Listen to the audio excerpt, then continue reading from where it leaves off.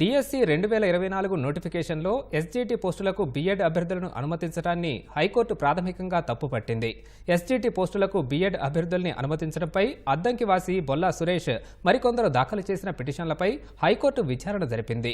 SGT పోస్టులకు BEd అభ్యర్థుల్ని అనుమతించడం సుప్రీంకోర్టు నిబంధనలకు వ్యతిరేకమని పిటిషనర్ న్యాయవాది జడ శ్రవణ్ కుమార్ వాదనలు వినిపించారు. బీఎడ్ అభ్యర్థులను అనుమతించడం వల్ల లక్షల మంది డిఎడ్ అభ్యర్థులు నష్టపోతున్నారని కోర్టుకు తెలిపారు. ఎస్జిటి అభ్యర్థులు తక్కువగా ఉన్నందున బీఎడ్ అభ్యర్థులను అనుమతించాల్సి వస్తుందని ప్రభుత్వం తరపున అడ్వకేట్ జనరల్ వాదనలు వినిపించారు.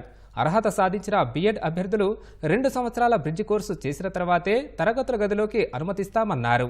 బ్రిడ్జి కోర్సుకి చట్టబద్ధత ఏముందని ఏజీని హైకోర్టు ప్రశ్నించింది. తక్షణమే నోటిఫికేషన్ నిలుపుదల చేస్తామంటూ ఉత్తర్వులిచ్చేందుకు సిద్ధపడింది. ఈ సమయంలో ప్రభుత్వ వివరణ తీసుకోవడానికి ఒక్కరోజు సమయం కావాలని ఏజీ కోర్టును అభ్యర్థించారు. ఈ నెల 23 నుంచి హాల్ టికెట్లు ఇచ్చే ప్రక్రియ కొనసాగుతుందని పిటిషనర్ తరపు న్యాయవాది కోర్టు దృష్టికి తీసుకెళ్లారు. హాల్ టికెట్లు జారీ చేయకుండా ఉత్తర్వులిస్తామని హైకోర్టు తెలిపింది. ఏజీ అభ్యర్థన మేరకు తదుపరి విచారణను న్యాయస్థానం బుధవారానికి వాయిదా వేసింది.